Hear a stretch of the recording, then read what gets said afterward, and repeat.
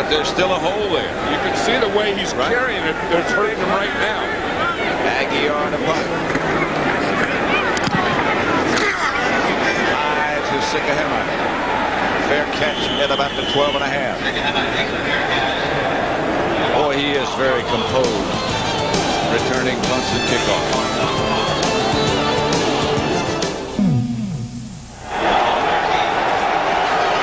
Giant Stadium in the Meadowlands of New Jersey.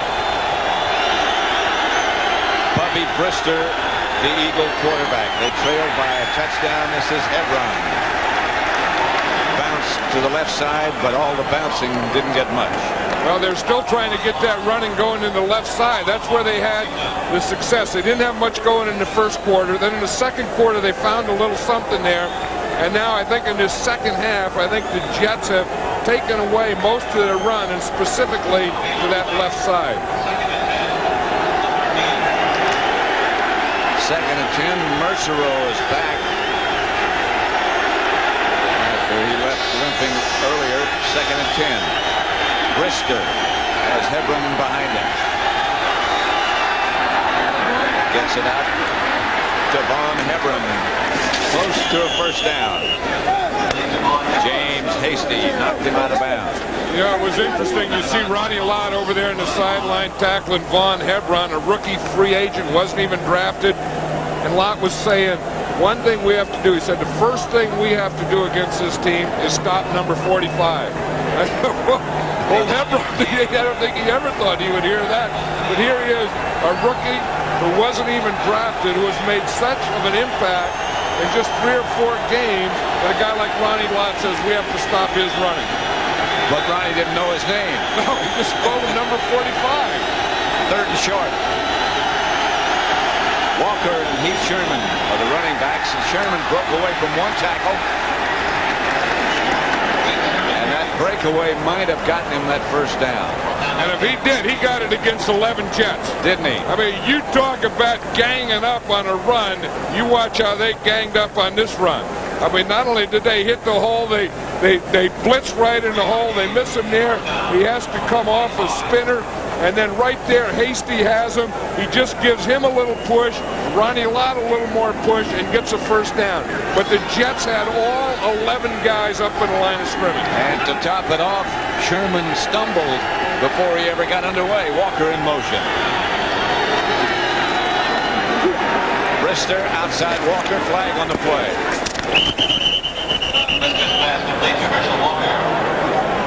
Herschel Walker has those big shoulder pads on, and he's really tough to tackle up above. I mean, you look, he goes down, those pads go long in the front, but they really go long in the back. If you look at his shoulder pad, they go all the way down to his waist in the back. And when guys hit him or try and tackle him, a lot of times they'll slip right off that shoulder pad. You see how the pad goes all the way down his back? And he doesn't give you anything soft to hit. When you hit him, you just hit shoulder pad. Shoulder pads all the way down to the waist could be destructive. And you see what he did wrong here? He turned upfield too soon. You see that? He went in motion, and again, once you go in motion, you can't turn upfield before the ball snaps. Maybe it wasn't Herschel, it was just the pads. Brister. Victor Bailey. Stopped by Eric Thomas. You know what Herschel did on that play where he went in motion and turned before the ball was snapped, especially on the road. That's why a lot of guys will turn in. They'll turn the opposite way. Instead of looking towards the defense, they look back towards their own offense so that they can't go in motion. The Cowboys improved their record to 2-2. So did the Bears. Second and 10. Joseph is the move man this time. Brister to Joseph. Intercepted. I believe, yes, it is. Intercepted by Hasty. Now another official has come in to make a ruling, perhaps, and said it hit the ground.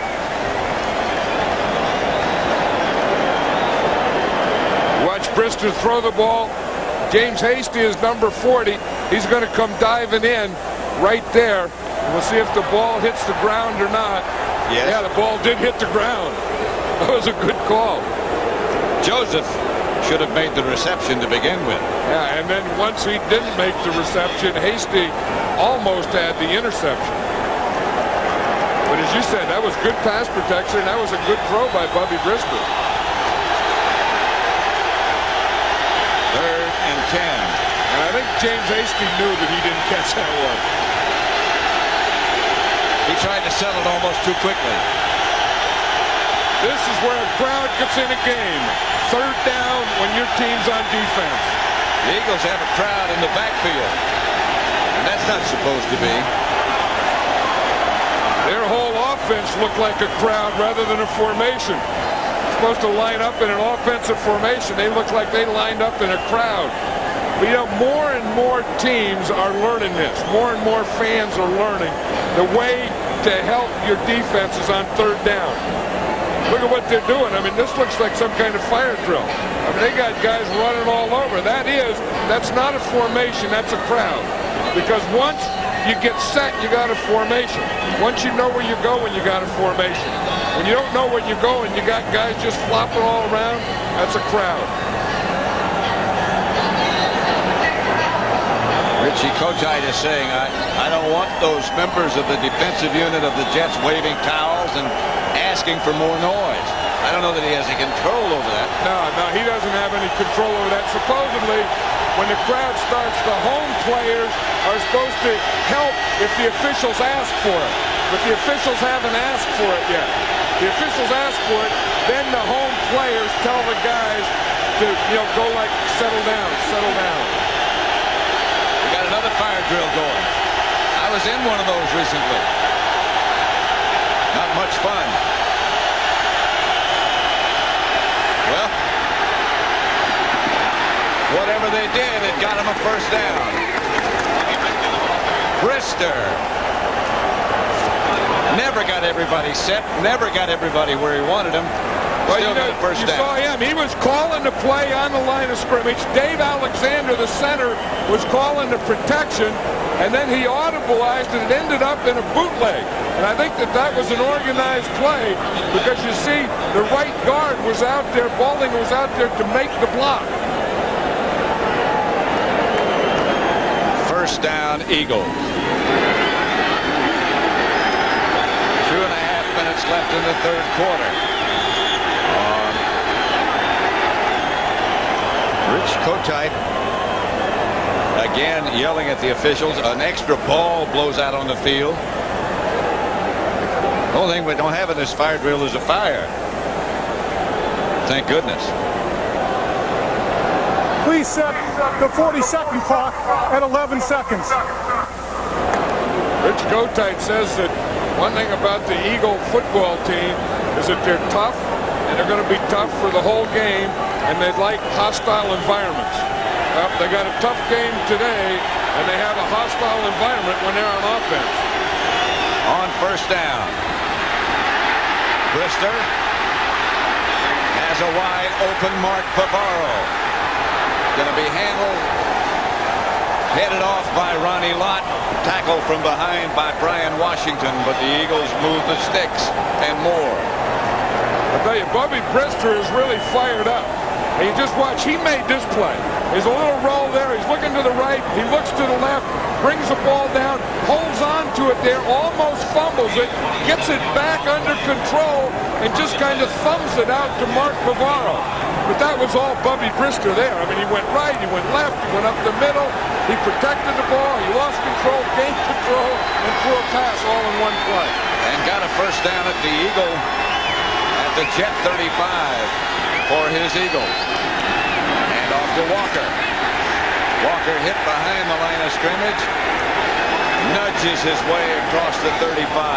Marvin Jones, the Jets' #1 draft choice. And that's a guy that the Jets really like, because number 54, their middle linebacker, he's not their starting middle linebacker, but they just want to get him in there because he's one of those guys that has good speed, good pursuit, and he's a good tackler and can move up and down the line.